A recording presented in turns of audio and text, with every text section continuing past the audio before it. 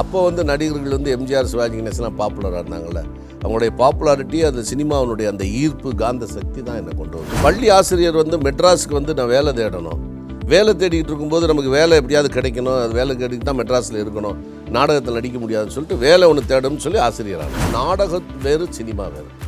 Cinema வந்து வாழ்க்கையில் இருக்கக்கூடிய நம்ம எப்படி பேசுகிறோமோ அந்த மாதிரி பேசி கேமரா ஆங்கிள், அந்த இது காம்போசிஷன் எந்த மாதிரி இருக்குது அதை வச்சுட்டு நடிக்கிறது. பட் ஸ்டேஜுங்கிறது வேறு. எல்லாரும் சினிமா நடிகரும் ஸ்டேஜ் பிளே பண்ணிட முடியாது. ஒரே மாதிரி முகம் இருக்கும்போது வந்து எப்போவுமே அவங்க செய்கிறது அதே மாதிரி தெரியும். நான் வந்து சிவாஜி சாரை ரசித்தது, எம்ஜிஆர் ரசித்ததெல்லாம் உண்டு. எம்ஆர் தான் எனக்கு மிகப்பெரிய குரு. அதில் எனக்கு நல்ல பேர் கிடைச்சது அந்த நாட்டில் அச்சமில்லை அச்சமனில் பாலச்சந்தர் சார் படம். அந்த நாட்டில் எனக்கு நல்ல நிரூபணம் ஆயிடுச்சு, நான் அவரை இமிட்டேட் பண்ணலேன். இன்னொரு உண்மை எனக்கு தெரியும், ஒரு நடிகர் மாதிரி ஒரு நடிகர் இருக்கிறதே முதல்ல வர முடியாது. First point. முதல் படம் வந்து எனக்கு ஒரு இம்பார்ட்டன்ட் கேரக்டர், ஃபஸ்ட்டு பாயிண்ட். அதில் வந்து ஒரு டூயட் சாங்கோ, ஒரு ஃபைட்டிங் சீக்வன்ஸோ, ஒரு ஹீரோவுக்குரிய ஒரு இது கிடைக்கல. அவர் டிஸ்ட்ரிபியூட்டர்ஸ் கொடுக்காம என்ன பண்ணார், அவரே ரிலீஸ் பண்ணார் படத்தை பூரா. படம் நல்லா ஓடிச்சு, ஓஹோன்னு ஓடிச்சா. நான் எல்லா லாபமும் ராஜகிரண் சார் சேர்ந்தது. அதனால என்னை யாரும் ப்ரொமோட் பண்ணல, எனக்கு ராஜேஷை போடுங்க படத்தில் அப்படின்னு யாரும் என்னை சொல்லலை. Green Park Coaching Center, All India First Rank, 720 out of 720. Number of students joined MBBS in 2024, 1951. Green Park Coaching Center. அப்போ வந்து நடிகர்கள் வந்து எம்ஜிஆர் சிவாஜி கணேசன்லாம் பாப்புலராக இருந்தாங்கள்ல, அவங்களுடைய பாப்புலாரிட்டி அந்த சினிமாவினுடைய அந்த ஈர்ப்பு காந்த சக்தி தான் என்னை கொண்டு வந்தது. பள்ளி ஆசிரியர் வந்து மெட்ராஸுக்கு வந்து நான் வேலை தேடணும், வேலை தேடிக்கிட்டு இருக்கும்போது நமக்கு வேலை எப்படியாவது கிடைக்கணும், அது வேலை கிடைக்கிட்டு தான் மெட்ராஸில் இருக்கணும், நாடகத்தில் நடிக்க முடியாதுன்னு சொல்லிட்டு வேலை ஒன்று தேடணும்னு சொல்லி ஆசிரியரானேன். அதுதான் தான் கடினமான முயற்சி. அன்றைக்கி இருந்த சூழ்நிலை வேறு. அன்றைக்கு எப்படி அப்படின்னு கேட்டிங்கன்னா, அன்றைக்கு இருக்கக்கூடிய ரொம்ப நான் வரும்போது ட்ரை பண்ணிக்கிட்டு இருக்கும்போது இருந்த பாலச்சந்தர் சார் பெரிய ஆள், ஸ்ரீதர் பெரிய ஆள், இவங்க ரெண்டு பேர்ட்டு தான் ஏதாவது புதுமுகங்களை அறிமுகப்படுத்துறதுக்கு நாங்கள் போனோம். அந்த மாதிரி எடுத்துகிட்டு ஒரு 10-20 ஃபோட்டோ எடுத்துக்கிட்டு எங்களால் முடிஞ்சவங்க பெரிய ஸ்டில் ஃபோட்டோகிராஃபர், சினிமா ஃபோட்டோகிராஃபர்ஸ்லாம் எடுக்க முடியாது, ஏதோ எங்களுக்கு தெரிஞ்ச ஃபோட்டோகிராஃபர்ஸ் எடுத்துக்கிட்டு நாங்கள் போய் ட்ரை பண்ணுவோம், இவங்களை போய் பார்ப்போம் டைரக்டர்ஸை. அந்த நேரம் ஏதாவது பட விளம்பரம் வந்துருந்துச்சுன்னா நாங்கள் போய் உடனே பார்த்துடுறது. இந்த மாதிரி ட்ரை பண்ணிக்கிட்டு இருக்கும்போது 16 வயதிலே வந்துச்சு. அதுதான் மிகப்பெரிய ஒரு எங்களுக்கெல்லாம் உத்வேகமாக இருந்தது. அதில் வந்து நிறையா புதுமுகங்கள் நடிச்சிருக்கிறாங்க, புதுசாக எடுத்துருக்குறாங்க. அப்போ தான் ரஜினி சார், கமல் சார்லாம் வந்துக்கிட்டு இருந்த நேரம், ஸ்ரீதேவியெல்லாம் வந்துட்டு இருந்த நேரம். அப்போ பாரதி ராஜா போய் பார்க்க போனேன். அப்போ அவரை பார்த்தேன், அவர் ப்ரொடியூசரையும் பார்த்தேன். அதுக்கான அதுலேருந்து அப்படியே தொடர்பு ஏற்படுத்து பாக்யராஜ் சார் எல்லாரையும் பார்த்து வர எனக்கு கன்னி பருவத்தில் சான்ஸ். நாடகம் வேறு, சினிமா வேறு. சினிமா வந்து வாழ்க்கையில் இருக்கக்கூடிய நம்ம எப்படி பேசுகிறோமோ அந்த மாதிரி பேசி கேமரா ஆங்கிள், அந்த இது காம்போசிஷன் எந்த மாதிரி இருக்குது அதை வச்சுக்கிட்டு நடிக்கிறது. பட் ஸ்டேஜுங்கிறது வேறு. எல்லாரும் சினிமா நடிகரும் ஸ்டேஜ் பிளே பண்ணிட முடியாது. அதே மாதிரி ஸ்டேஜ் பிளேயில் இருக்கவங்களும் அப்படியே வந்து சினிமாலையும் ஆக்ட் பண்ண முடியாது. இது வேறு, அது வேறு. அதனால் ரொம்ப கொஞ்சம் எனக்கு அது ஒரு ட்ரைனிங் கிடச்சிது. ஒரே மாதிரி முகம் இருக்கும்போது வந்து எப்போவுமே அவங்க செய்கிறது அதே மாதிரி தெரியும். நான் வந்து சிவாஜி சாரை ரசித்தது, எம்ஜிஆர் ரசித்ததெல்லாம் உண்டு. எம்ஆர் தான் எனக்கு மிகப்பெரிய குரு. நான் எம்ஆர் ராதா வந்து இமிட்டேட் பண்ணி யாரையுமே செய்ய மாட்டேன், அடாப்ட் பண்ணிக்குவேன் எல்லாருடைய நடிப்பையும்.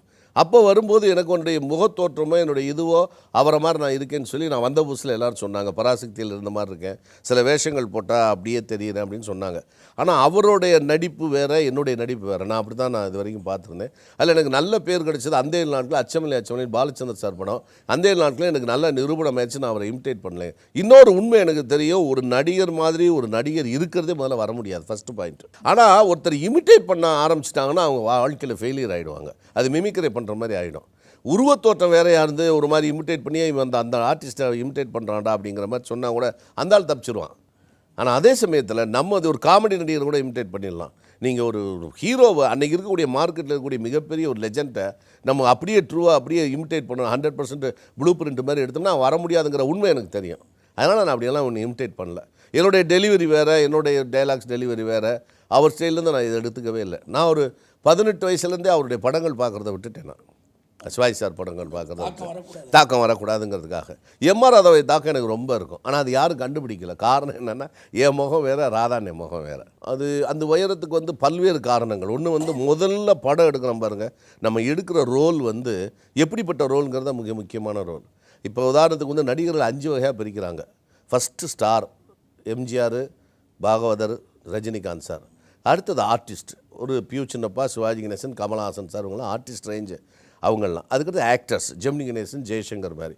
அதுக்கு அடுத்தது வந்து ஃபிசிக்கல் ஃபிகர் அர்னால்ட் ஸ்வார்ஸ்நேகர், நம்ம தர்மேந்திரா, இதெல்லாம் ஃபிசிக்கல் ஃபிகர் உருவத்தை வச்சு அவங்கெல்லாம் இவர் சில்வஸ்டர் ஸ்டாலின் அவங்கெல்லாம்.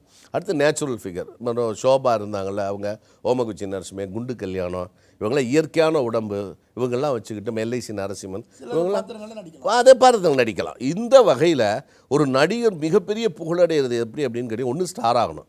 ஒரு எம்ஜிஆரோ ஒரு பாகவதரோ ஒரு ரஜினிகாந்தோ ஆகணும். அப்படி ஆகலைன்னா ஆக்டர்ஸ், உதாரணத்துக்கு நீங்கள் சொன்ன விஜயகாந்தோ ஒரு சத்யராஜாரோ ஆக்டர்ஸ் அவங்க நிச்சயமாக ஸ்டார் ஆகலாம். அவங்க வந்து ஏறக்குறைய மினி ஸ்டார்ஸ் அவங்கெல்லாம். ஆக்டர்ஸில் ஒரு மினி ஸ்டார்ஸ் அவங்கெல்லாம். அது என்ன அப்படின்னு கேட்டால் படம் வந்து எனக்கு ஒரு இம்பார்ட்டண்ட் கேரக்டர் ஃபஸ்ட்டு பாயிண்ட்டு. அதில் வந்து ஒரு டூயட் சாங்கோ ஒரு ஃபைட்டிங் சீக்வன்ஸோ ஒரு ஹீரோவுக்குரிய ஒரு இது கிடைக்கல முதல் படத்தில். அதுக்கப்புறம் இன்னொரு என்ன அப்படின்னு கேட்டிங்கன்னா, அது ஒரு ஆர்டிஸ்டிக் டைப்பான ஒரு படம் அந்த ரோல். அப்புறம் அதை வந்து நம்ம ப்ரொடியூசர் இருக்கிறார் ராஜகண்ணு சார், அவர் டிஸ்ட்ரிபியூட்டர்ஸுக்கு கொடுக்காம என்ன பண்ணுறார், அவரே ரிலீஸ் பண்ணிட்டார் படத்தை பூரா. அவர் ரிலீஸ் பண்ணதில் அது எவ்வளோ ப்ராஃபிட் வந்துச்சுன்னு டிஸ்ட்ரிபியூட்டர்ஸ் யாருக்கும் தெரியுமோ ஒழிய அதை அவங்க வந்து அனுபவிக்கலை. படம் நல்லா ஓடிச்சு ஓஹோன்னு ஓடிச்சா, ஆனால் எல்லா லாபமும் ராஜகண்ணு சார் சேர்ந்தது. அதனால் என்னை யாரும் ப்ரொமோட் பண்ணல, எனக்கு ராஜேஷை போடுங்க படத்தில் அப்படின்னு யாரும் என்னை சொல்லலை. அந்த நாட்கள் வரும்போதே நான் 2 ஹீரோவில் ஒரு ஹீரோ ஆகிட்டேன். அப்புறம் அச்சம்லே வரும்போது பாலச்சந்தர் சார் தான் என்னை வந்து ஓரளவுக்கு நல்ல வகையில் கொண்டு அருமையாக கொண்டு வந்தார். அதுலேருந்து எனக்கு படங்கள் நிறையா ஆன்டி ஹீரோ. அது வந்து ஆன்டின்னு சொல்ல முடியாது, அது வந்து ஒரு ஹீரோ வந்து ஒரு ஒயிட் அண்ட் பிளாக் 2 கேரக்டர் இருக்குது. ஆனால் அது கிரே கேரக்டர், பிளாக்கும் இல்லை ஒயிட்டும் இல்லை, காடும் இல்லை சாட்டனும் இல்லை, இன்பிட்வீன் அந்த மாதிரி இடைப்பட்ட ஒரு கேரக்டர் கிரே கேரக்டர்னு சொல்லுவான் வெள்ளைக்காரன். அதை வந்து அவர் அழகாக கொடுத்தாரு. ஃபஸ்ட் அப்புறம் நீ ஒரு காடாக இருக்கப்பா, நீ ஒருத்தியை கல்யாணம் பண்ணுற, பாலிடிக்ஸ்குள்ளே என்ட்ரு பண்ணவுடனே நீ வந்து பிளாக் ஆகிடுற. அது ஏறக்குறைய பிளாக்குன்னு சொல்ல முடியாது, இன்பிட்வீன் இருப்ப நீ கிரே மாதிரி அப்படின்னு. ஒரு ஒய்ஃபே வந்து ஒரு பப்ளிக் ஃபங்க்ஷனில் வந்து கொலை பண்ணுற அளவுக்கு நீ வந்து மோசமாகிட்ட, ஆன்டி சோஷியல் எலிமெண்ட் மாதிரி அவளுக்கு தெரியுது. அவள் ஜென்யூன் கேரக்டர் அப்படிங்கிற மாதிரி சொன்னார். அந்த படம் அதே மாதிரி ஆலய தீபத்துலேயும் ஒரு மாதிரி ஸ்ரீதர் படத்தில் வந்து சுஜாதாவோட இருப்பேன். ஒரு ரொம்ப ஸ்ட்ரிக்டான ஹஸ்பண்ட். இப்போ ராஜாஜி சார்லாம் இருந்தார், ராஜாஜி சி சுப்பிரமணியம், அந்த மாதிரி ரூல்ஸே பேசிக்கிட்டு இருக்கிற மாதிரியான ஒரு ஹஸ்பண்டு அவன். இது ஹிட்லர் சொல்ல முடியாது, அவன் ஆண்டகனிஸ்ட். மொராஜி தேசாய் அந்த மாதிரி ஒரு கேரக்டர் தான். அப்படி இருக்கும்போது ஒய்ஃப் வந்து என்னை விட்டு போயிடுறா. இதெல்லாம் எங்களுக்குள்ளே நடந்த கான்ஃப்ளிக்ஸு, அது மைக்ரோ மேலோ ட்ராமா. அதுலேயும் நான் வந்து கொஞ்சம் ஆன்ட்டியாக தான் இருந்தேன். அதுக்கப்புறம் சிறை, இன்னொருத்தனுடைய ஒய்ஃபை போய் நான் வந்து ரேப் பண்ணுற மாதிரியான ஒரு கேரக்டர். அதுக்காக நான் அந்த படத்துலையும் அது மாதிரி தான் செஞ்சேன். ஏறக்குறைய அந்த என்னுடைய கேரக்டர் கூட வண்ணக்கிளிங்கிற படத்தில் மனோகர் சார் அதை பண்ணியிருந்தார். அது மாதிரி பண்ணியிருந்தார். நம்ம எப்போவுமே வரலாற்றை பின்னோக்கி பார்த்தா நமக்கு எங்கேயாவது ஒரு சாயல் இருக்கும். 18ஆம் நூற்றாண்டு வந்த கார்லோ கோசிங்கிற இட்டாலியன் ரைட்டர் என்ன சொல்கிறாருன்னா, 36 அடிப்படை சந்தர்ப்பங்களை வச்சு தான் கதை எழுத முடியும், அதுக்கு மேலே கிடையாது அப்படின்ட்டார். அது மகாபாரதத்தில் இருக்குது, ராமாயணத்தில் இருக்குது, ஷேக்ஸ்பியர் எழுதுனா 37 கதையிலையும் இருக்குது.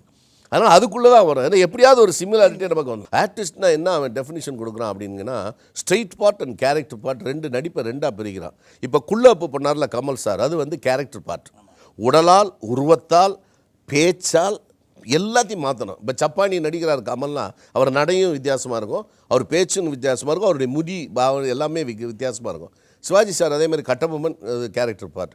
அப்புறம் வந்து பாகப்பிரிவினில் கை ஒரு மாதிரி வச்சுக்கிட்டு அது கேரக்டர் பார்ட். ஸ்ட்ரெயிட் பார்ட்டுங்கிறது ஆஸ் இட் இஸ். இப்போ நீங்கள் எப்படி இருக்கிறீங்கன்னா, நீங்கள் ஒரு தமிழ் பண்ணிட்டா நடிக்கிறது, அது கேரக்டர் பார்ட். ஸோ 2ஐயும் செய்யக்கூடிய யாருன்னா ஆர்டிஸ்ட். அது எடுத்தோடனே எனக்கு அப்படி கிடச்சிருச்சு. ஒரு இம்பார்ட்டண்ட்டு, ஒரு ஆன்டி ஹீரோ மாதிரி சிறையில் மீசை வச்சுட்டு வர மாதிரி. அப்போ எடுத்தோடனே நான் கேரக்டருக்குள்ளே போய் அந்த ஆர்டிஸ்ட் இதுக்குள்ளே விழுந்துட்டதுனால அங்கேருந்து என்னால் ரிலீஸ் ஆகி வர முடியலை. இப்போ எல்லோரும் என்ன பண்ணுறாங்க, வர்றவங்களுக்கு எல்லாமே எம்ஜிஆர் ஆகணும், பெரிய ஆளாகணும், அப்புறம் அரசியலுக்கு வரணும். அந்த ஒரு விதை விழுந்துருச்சு. அது இப்போ தெரியுது, மரமாக முளைச்சிருக்கும் போது ஒரு விதை வந்து. அதாவது எம்ஜிஆர் சார் எவ்வளோ கஷ்டப்பட்டார், எப்படி வந்து திமுகவில் இருந்தாருங்கிறது ஹிஸ்ட்ரியெல்லாம் உங்களுக்கு தெரியல. இவங்க நினச்சிக்கிட்டாங்க அவர் சினிமாவில் நடித்தார் வந்துட்டார் ஈஸியாக, நம்மளும் வந்துடலாம்னு நினைக்கிறாங்க. அது அப்படி அல்ல.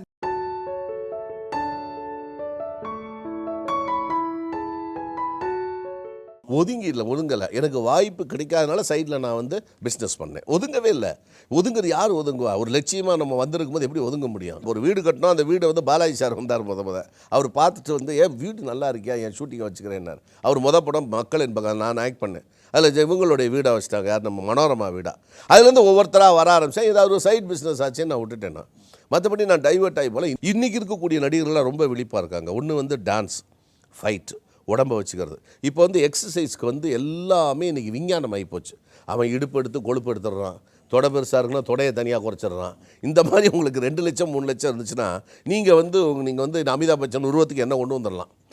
ஒன்று ட்ரீம் பண்ணிக்கலாம். இன்றைக்கி வந்து அது விஞ்ஞானத்தில் இருக்குது. அன்றைக்கு அப்படி கிடையாது. எம்ஜிஆர் காலத்தில் அவங்களா ஒன்று செடி குச்சி விளையாடணும், இல்லைன்னா எக்ஸசைஸ் பண்ணணும், ஸ்விம்மிங் பூலில் போகணும், இல்லைன்னா ஓடணும், டயட் இருக்கணும். இதுக்கு மேலே இப்போ எல்லாம் எக்ஸசைஸ் கிடையாது. இப்போ அப்படி இல்லை. ஆனால் அன்றைக்கு நான் வரும்பொழுது டான்ஸ் கற்றுக்கல. முதல் மைனஸ் பாயிண்ட்டு டான்ஸுக்கு. ஃபைட்டும் கற்றுக்கல. ஃபைட் நான் ஓரளவு கம்போஸ் பண்ண நல்லா தெரிஞ்சுக்கிட்டேன். நல்லா ஃபைட் பண்ணேன். நிறையா படங்கள் ஓடிச்சு. ஆனால் அந்த ஃபைட்டிங் பிக்சர் ஓடிகள் 100 days ஓடி இருந்தால் எனக்கு வந்து மறுபடியும் படங்கள் வந்துருக்கும், மாறி இருக்கும். நான் வந்து ஆக்டர்ஸ் குரூப்பில் வந்திருப்பேன். இப்போ ஆக்டர்ஸ் குரூப்பில் வந்தாலே அது என்ன ஆகிடுதுன்னா ஒன்றுமே இல்லாமல் ஒரு டம்மி கேரக்டராக படம் பூரா வர்ற மாதிரி அமைஞ்சத ஒழிய அதுக்குள்ளே ஒரு ஃபைட்டோ ஒரு ஆர்டிஸ்ட்டோ ஒரு ஸ்டாருக்குரிய ஒரு பெர்ஃபார்மன்ஸாக இல்லை. ஒரு இடத்துல போய் நம்ம விழுந்துட்டோம்னா மாற்றி விசிய சர்க்கிள்னு சொல்லுவாங்க. அதை போய் நான் மாட்டிட்டு கலருக்கு கிடச்சிருச்சுன்னா அதுலேருந்து வெளியே வர்றது கஷ்டம். நான் என்ன பண்ணியிருக்கேன்னா வரும்போது முதல்ல டான்ஸ் பண்ணி நான் ஒன்றா வரும்போது 29 வயசு. அதுக்கப்புறம் போய் டான்ஸ் ஆட முடியாது. டான்ஸுங்கிறது உங்களுக்கு ஒரு 10-15 வயசில் 12 வயசில் ஆடணும். அது முத்தின வயசு. அப்புறம் வந்து நான் டான்ஸ்லாம் கேலி பண்ண ஒரு வயசு. ஏன்னா 18 வயசுலேயே நான் தமிழ் சினிமாவை கேலி பண்ண ஆரம்பிச்சிட்டேன். நான் இன்னும் பெரிய ஹாலிவுட்டில் பெரிய ஃப்ரெட் ஆஸ்டையரோ இல்லை ஜீன் கல்லியோ பெரிய மார்லம் பிராண்டா மாதிரி என்னையும் நினச்சிக்கிட்டேன். மென்டல் வேர்ல்டில் சினிமா வேணும்னு இதெல்லாம் என்னையா கேவலமாக ஆடுறாங்க, தெலுங்கு படம் அது தமிழ் படம்லாம் ஆடுறாங்கன்னு ஒரு விமர்சனம் வச்சேன். கமர்ஷியல் சினிமாவை பற்றி எனக்கு ஒரு மைண்டே கிடையாது. அதுக்கப்புறம் நான் வந்து சினிமாவில் இதை நான் டான்ஸ் ஆட முடியல, நம்மளால் இவங்க ரசிகர்களை இப்படி இது பண்ண முடியலைங்கும்போது நான் வருத்தப்பட்டு நான் என்னென்ன கேலி பண்ணணும் எந்தெந்த நடிகர்களை மானசீகமாக நான் மன்னிப்பு கேட்டுக்கிட்டேன். இது வந்து நம்ம இதுக்குள்ளே நம்ம தெரிஞ்சுக்கிட்டு தான் வந்திருக்கணும்னு. அந்த நேரத்தில் தெரியாத ஒரு குற்றம்.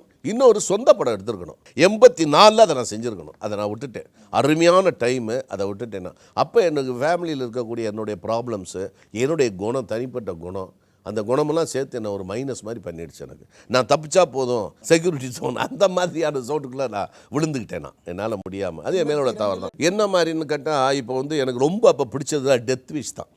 இப்போ உதாரணத்துக்கு ஒரு போலீஸ் ஆஃபீஸர் இருக்கிறாரு.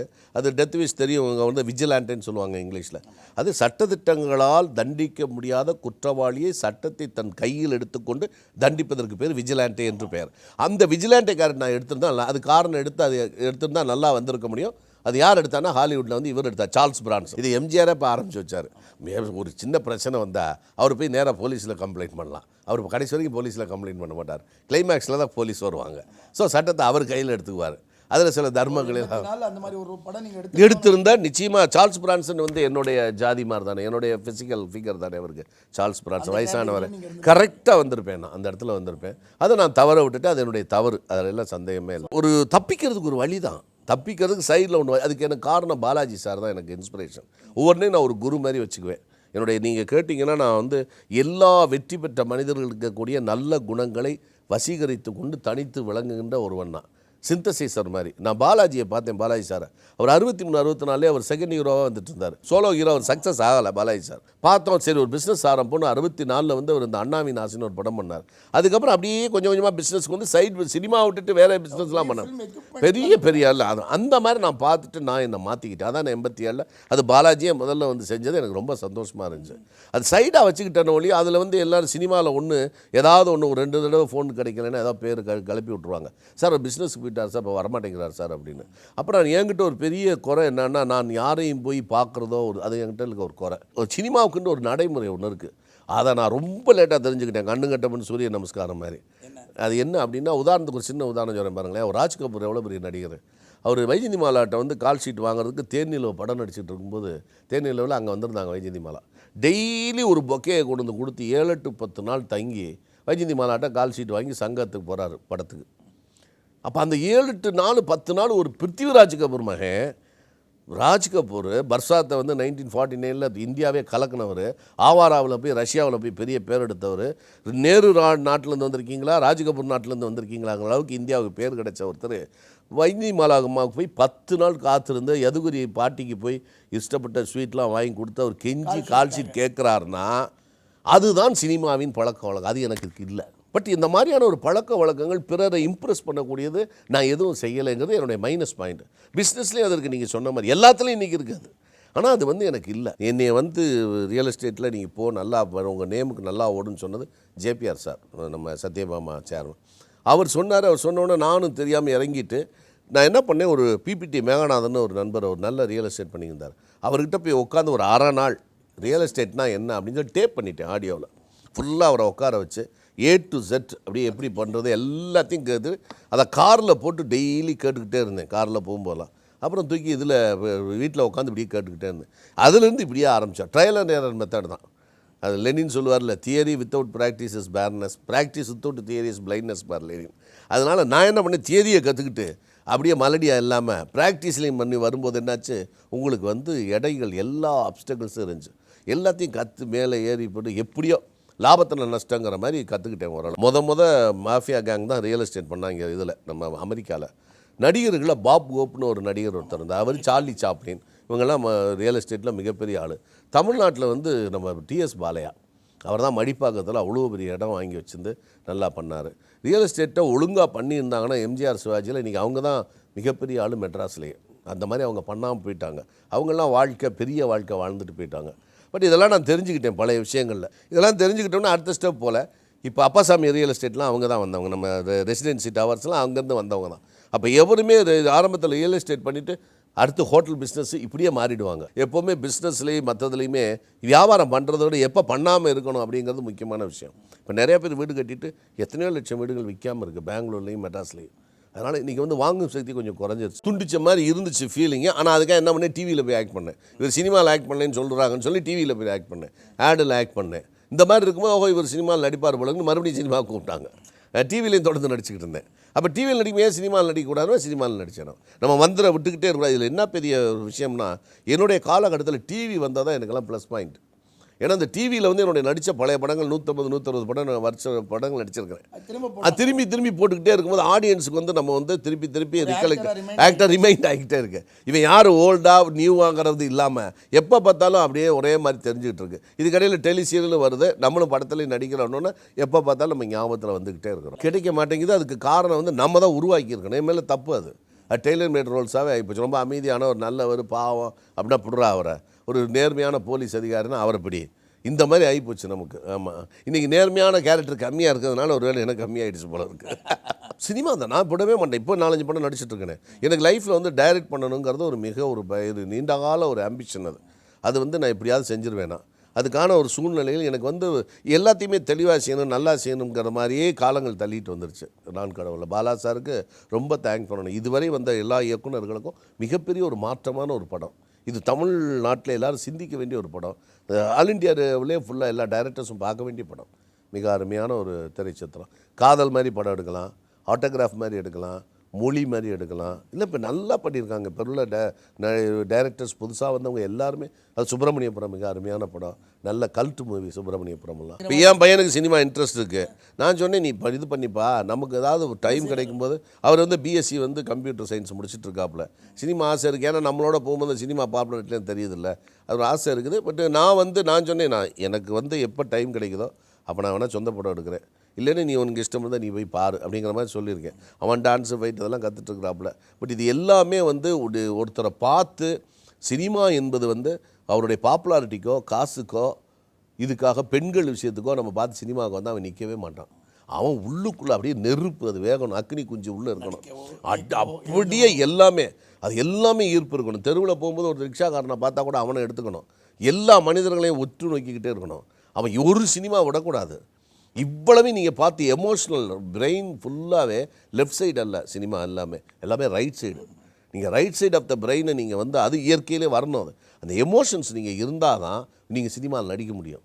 நீங்கள் எமோஷன்ஸே இல்லாமல் எல்லாத்தையுமே சாதாரணமாக பார்க்குறான்னா அது இன்னும் சில நடிகர்களை நான் உதாரணமாக சொல்லவே இல்லை. இப்போ நானே என் மகன் இருக்கிறான்னு வச்சுங்களேன், இந்த என்ன பாப்பா பார்க்க பரதாமல் இருப்போம், ஒருத்தன் கடந்தான் விட்றா, எவன் போனால் எவன் நமக்கு என்னடா, எவன் செத்தா நமக்கு என்ன பெசாமல் அப்படின்னு சொன்னேன்னா, என் சின்ன பிள்ளைங்க மகன் அப்படியே ரைட்டு போய் லெஃப்ட்டுக்கு வந்துடுவான், ரீசனிங் பார்க்க ஆரம்பிச்சிடுவான். அப்படியாடா, ஐயோ என்னடா இது, ஐயோ எங்கே பார்த்தப்பா அப்படின்னு கேட்டால் தான், ஆமாப்பா ரொம்ப பரதாமல் இருந்துச்சுப்பா அப்படின்னா தான் அவனுக்கு அந்த எமோஷன் சைடு வந்து மூஞ்சியில் எக்ஸ்பிரஷன் வரும். ஒன்றுமே இல்லாமல் சாதாரணமாக ஹிட்லர் மாதிரி இல்லைன்னா ஜென்ரல் ரோமல் மாதிரி பேசுனீங்கன்னு வைங்க, ஏன் உனக்கு என்ன கவலை, எவன் செத்தா நமக்கு என்ன, பேசாமல் நம்ம வேலையை பாரு இப்படின்னு சொன்னோம்னா 5 வயசுலேருந்து இப்படியே வளர்ந்து அவனுக்கு நடிக்கவே வராது. ஆனால் நான் சொல்லியிருக்கேன், சினிமா என்பது நீ நினைக்கிற மாதிரி சாதாரணமாக சேர் போட்டு ஒன்று கூப்பிட்டு எல்லோரும் உட்கார வைக்க மாட்டாங்க. இது எவ்வளோ பெரிய நடிகர், எம்ஜிஆர்லேருந்து சிவாஜி கணேசன்லேருந்து எல்லாருமே முட்டி மோதியெல்லாம் இல்லை, அதுக்கு பேரே இல்லை. இவங்க கடைசியாக வெற்றி பெற்றதுக்கு இவங்க கிடைச்ச கனி இவங்க உழைச்ச உழைப்பில் வேறு பக்கம் போயிருந்தால் ஒரு டிவிஎஸாகவே ஆயிருக்கலாம். இவங்க பட்ட கஷ்டத்துக்கு டிவிஎஸ்ஸாக அம்பானியை கூட ஆயிருக்கலாம் இவங்க நினச்ச நேரம். அதுவும் சிவாஜி என்ன எம்ஜிஆர்லாம் ஒரு பீரியடில் வந்து டக்குன்னு இந்த பொலிட்டிக்கல் பவர் கையில் இருக்கும்போது அப்படியே எங்கேயாவது திரும்பி இருந்தாங்கன்னு வைங்க, இன்றைக்கெல்லாம் எத்தனையோ மிகப்பெரிய ஒரு தொழிலதிபர்கள் ஆயிருப்பாங்க அவங்களாம். ஏன்னா அவங்களாம் பெருசாக இருக்கும்போது இன்றைக்கி இருக்கிறவங்க காலேஜ் வச்சுருக்க எல்லாருமே அவங்க பெருசாக இருக்கும்போது சாதாரண ஆட்கள். இன்றைக்கி எல்லாருமே மிகப்பெரிய அளவில் இருக்கிறாங்க, காலேஜ் கல்லூரி யூனிவர்சிட்டிலாம் வச்சுக்கிட்டு.